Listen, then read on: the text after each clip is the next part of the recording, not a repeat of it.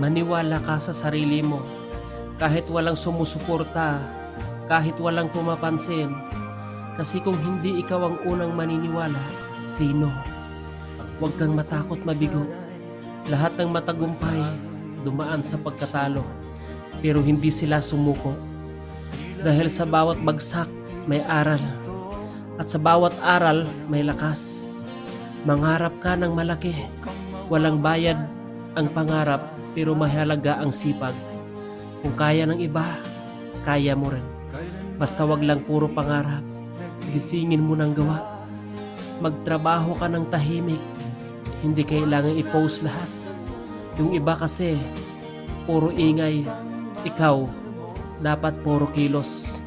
Panatilihin mong positibo ang isip mo. Kahit hindi perpekto ang paligid, gawin mong matatag ang loob. At higit sa lahat, matutong i-enjoy ang biyahe.